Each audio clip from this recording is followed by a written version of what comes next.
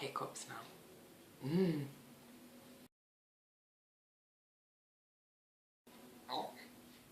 Excuse me.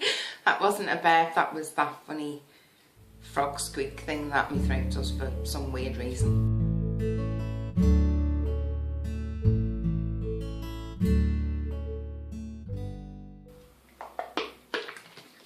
Excuse me, that's better. Hiya. We've been in the house 11 days now and I just love it more and more. The more boxes that I the more boxes I unpack and get rid of, the happier I'm feeling. The more, you know, it's becoming to look more like a home. And we got round to ordering a shed that could be here anytime.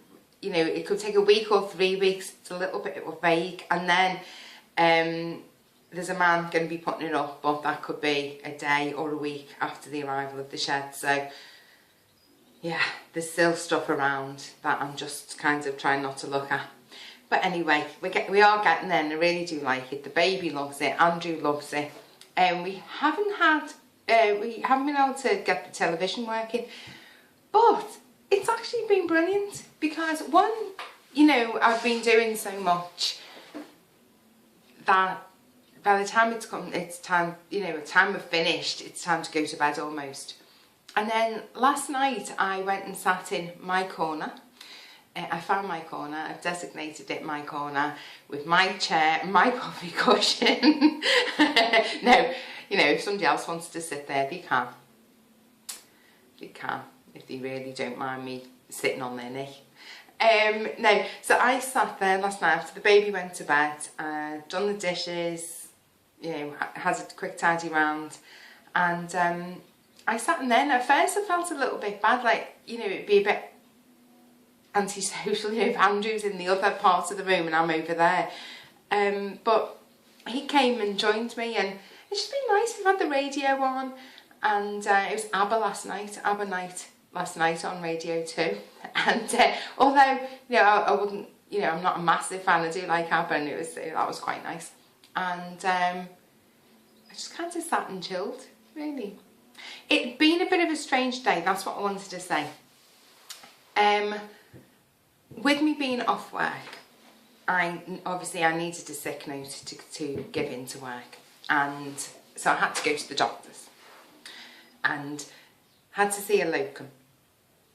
And I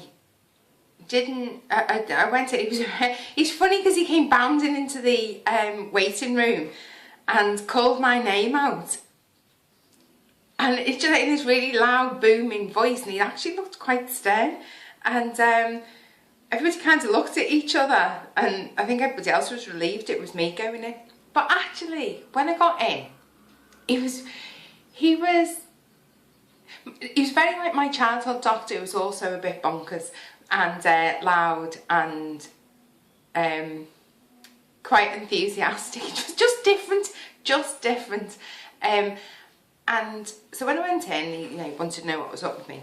So I started telling him about how I've been feeling, about the unexpected move, and God, I'm really thirsty. The unexpected move, and you know, just and about work and just about feeling generally. And he was really sympathetic, and he was just really, really nice.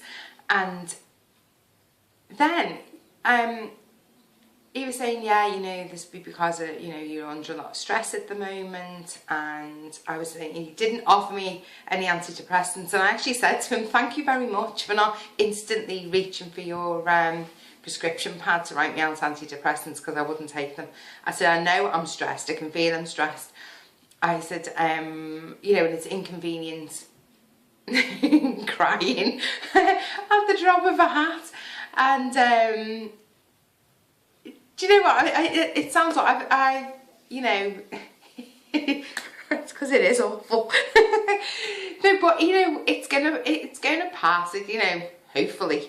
Oh no, he said to me, do you know what? I did that yesterday, and he went, no. He said, never 2 fingers, just the right hand. I was like, okay. But you know what? I vaguely remember that from when I was a child. So you're getting probably a feel for what kind of doctor he is. So yeah, I was telling him, he was saying, you know, it's understandable you're feeling like this, and he said, we'll you know, probably best if you take another week off. We'll look a bit. And then he started typing up, and then mid-sentence he looked at the computer and then just went, "Why haven't you been taking your levothyroxine?" Looked at it again, he went, "You haven't taken it for almost a year, what are you doing?" And I was like, and he's like, "Well," I was like, and then I kind of just like stared at him, and I was thinking, I don't want to talk about NDT. I know what reaction it's going to get. I'm not up for fighting. I'm still not that knowledgeable about it that I could argue about it anyway. And we just like stared at each other in silence until I broke.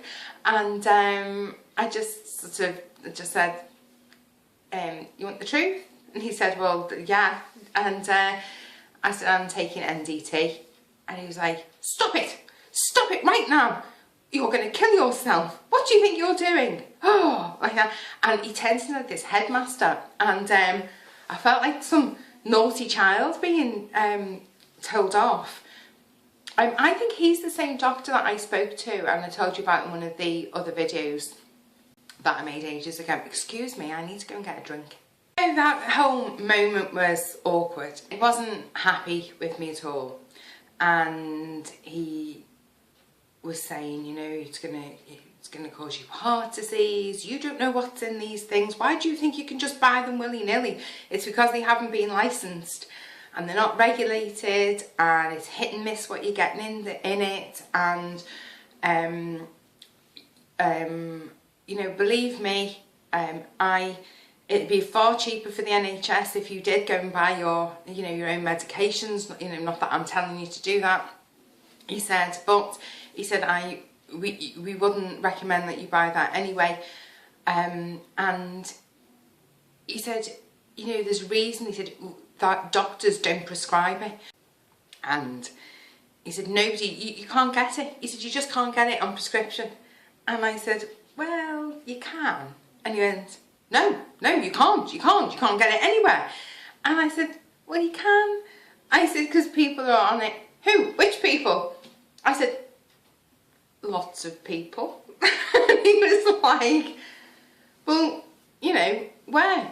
And I said, there's people in different counties who get it from their doctors. No, I said, there is. Well, they shouldn't be prescribing it because we're not supposed to prescribe it. And I said, Airfar, Armour, no, you shouldn't. And whichever doctors are prescribing that, if they get found out, they're going to get in terrible trouble. He says, because the regulations are that it's not prescribed. I didn't even bother going down the whole, yeah, I know, because it doesn't earn enough money. Turns out as well, he's actually, he seems to have done an awful lot. Like, he did some training. He was talking about, he was having a good old chat as well, amongst other things. But he had training from who was the man that put it? The anaesthetist. Yeah, anaesthetist, and he was also a paediatrician, and now he's a locum, and he what does he do now? Oh yeah, something to do with like ordering prescriptions for the county, along with a couple of other doctors actually, and my husband's endocrinologist. So yeah, he does like different things. I'm sorry, I'm a bit distracted. I'm finding it difficult to think. Also, the water got stuck. Do you know I said to you about that? I've got a gastric band. Believe it or not, water can get stuck as well. I don't know if it's just like certain days, or actually I've just had like an OT breakfast bar thing, and I think sometimes if I have something like that and then I have water, it gets stuck. Hang on a minute. I just had to have a little jiggle. Get it all down. Yeah, so anyway, so he started lecturing me about that, and then he went into how it's he developed the thyroxine drug, levothyroxine drug in the 60s, and I said, yeah, I know. And then I told him what I knew about the history, a little bit about how up until then they'd been using NDT and how it was unable to be taxed because it was like a natural thing or something, I can't remember now. And that they developed a synthetic one, and he was a bit put out that I said the bit I knew. And then he started telling me about the, and he wasn't, honestly, let me get, I must be clear, he was obviously a little bit shouty and a little bit, he said it made him scared to think anybody was taking NDT. And so he was a little bit rah at the beginning. But I actually enjoyed the consultation. It was supposed to be a 10-minute one. 30 minutes later, I did the walk of shame out of his office into a crowded waiting room where they all just went, All that was missing was somebody going, But that wasn't my fault. You know, I'm a talker, as you know. But it was him. So yeah, he started telling me about the important bit was the L in the levothyroxine. It stands for something, and he was saying about how they've synthesized it so it emulates the human genes. I don't know. It's really funny because he was saying it in a way that was kind of easy to understand, most of it, but a lot of it went over my head. And to be fair, I was trying not to cry, so not all of it was going in. But I appreciated him trying anyway. I said, he was saying like, why are you taking it? And I said, look, I wish you'd have seen me this time last year. I said, it was horrendous. I said, I didn't care if I woke up. I felt awful, could hardly speak, could hardly think. And he said, I said, and then I started taking the NDT because I was just getting fobbed off, I said, with depression. And I knew I wasn't depressed, I knew I wasn't well. And I said, so I thought, nothing ventured, nothing gained, I'll give it a try. And I said, in a few weeks I started feeling a bit different. I said it took a little while. I said, I started feeling much, much better, much like my old self. And he said, well, you see there. He said, if you were given the traditional drugs to treat your thyroid, you'd have felt improvement straight away. He said, it tells me that because it took so long for you to feel any effects from it, that actually it must have just been a coincidence because you must have had a virus. And I said, but I'd been ill for almost 2 years. And he went, well, they can last a long time. For my birthday, 1 year, I was going to go to blah blah, and I became very ill, he said. And almost a year later, when this other event in his life happened, it was really funny telling the story though. He said, I'd only just got better a couple of days before. So you see, viruses, and he said, and I'm normally pretty robust with things, he said, but that really knocked me off my feet. And so he really was engaging, he really was. But it doesn't mean he's a good, a good doctor, but, he was easy to talk to, even though he was disapproving. I still found him interesting and easy to talk to. Then he was saying about, just because it's natural doesn't make it good. Do you know who he was like? Michael McIntyre, the comedian. He was just like him. Some of his mannerisms and his voice was like him, except he was blonde, and but he was very similar, his mannerisms and things.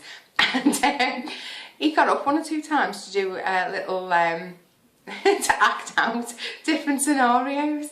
I was actually in stitches. So he was saying about, he said, such and such is natural, and such is natural, and Ebola is natural. He said, you wouldn't exactly want to invite Ebola round for tea, would you? And then he gets up and he said, oh, hello, Mr. Ebola. How do you do? Would you like to come into my home and come for tea? No, you wouldn't do that, would you? And I was like, no. I said, yeah, but I said, there's lots of other natural things that are good for you. And then he starts going, about, I don't know, you know, some of the natural things that were good for you, but if taken with blah blah and blah blah can kill you, and you know, such and such, if taken over a long period can kill you, make you ill. And then he was like, you know, and for all we know, you could be killing your kidneys now, putting that, you know, taking that stuff for as long as you've been taking it. And he said your TSH level is 0.19. That's terrible. That's far too low. Far too low. And I was like, but isn't it better if people are around the one? No, no. You need to be in range. There's ranges for a reason. Oh gosh. Because then I said, oh, you're not one of those. I said as well. I said that, you know, if you're in the range, then you're fine. You're perfectly fine. I said, because my ferritin, I said, was 10. The range is 11 to 300. I was 10. And he said, well, you know, obviously you weren't, you know. I went, what, in the range? So if it had been 11, I'd have been fine. I said, what about vitamin, oh, which one is it? Is it the D? I can't remember if it's, is it the D? No, sorry, no, it's the ferritin is supposed to be about 80. But he was saying at 45, mine's 45 now, he said, you know, that's rather high for a lady. He said, because, and then he started telling me about what it should be for men, what it should be for ladies, and that bell graph thing, and how it came about, but it also can be a bit misleading. And so, and then he was also saying about, you know, it is in the pharmaceutical company's best interest to find a good drug that actually helps people. He said, because otherwise doctors and, you know, aren't going to buy it. He said, but then again, he said, you know, he said, I don't always, he was saying he doesn't always agree with the way pharmaceutical companies go about things, or, you know, the way they work on the whole. But, so it was nice to know that he's not completely brainwashed. I say completely, but like mostly. Also then he like starts talking about frogs from the rainforest and what they can be used for, and he's really excited about how they found out like crocodiles, when they fight, as long as they don't like kill each other, and you know, they're like, if they're maimed, they're self-healing because there's something in their saliva, so apparently there's something being worked on there. And he was telling me about all different things. He's really devastated about the rainforest being destroyed, as like most people are. But he was like, you know, who knows what cures are being taken as well along with the rainforest. So it just really surprised me that he's so excited. He was like, I'm a scientist. I'm a scientist. He said, it's thrilling. All these things. He said the changes I've seen. He said he's probably been a doctor about 30 years, I think, or a bit more. The changes he's seen over the years and how they've developed different techniques and different medications, because the old ones weren't as good as what they thought, and they're finding out new things all the time. And I was saying to him, I said to him, do you know what? I said, I know we don't agree about the NDT thing. I said, but I find it fascinating talking to you. I said, it's been lovely. I said, it's been a breath of fresh air. I said, actually speaking to a doctor who isn't, I know you don't agree. I said, I know I'm getting told off. I said, but I said, you know, he's actually taking the time to kind of, you know, not kind of, but to explain things, even if I might not agree with it completely. I said, at least you're explaining it. I love that you're so passionate. I said, I love that you're not jaded like a lot of doctors are. I love the fact that you didn't reach for your prescription pad straight away. I said, I think it's brilliant that you've been a doctor for all this time, yet you're still reading. And he was saying about the different books that he goes to bed with, and some of them are like, you know, really old ones, but he just loves them so much he just keeps reading them. Somebody suggested to me that I buy him a new book, the Stop the Thyroid Madness book for the doctors, and you know what? I actually think I might do it. I'm a bit skint at the moment, so I can't really be affording to buy other people's books, but I think that might be quite an idea. You might like it, you might not. So I was saying to her, it just surprised me that somebody who loves research and loves looking into things isn't curious to know himself if the NDT works. And that, because I was saying to him, you know, I had to be a willing guinea pig. And I said, there's hundreds of thousands of people all around the world, I said, who are either on NDT or thinking about taking NDT.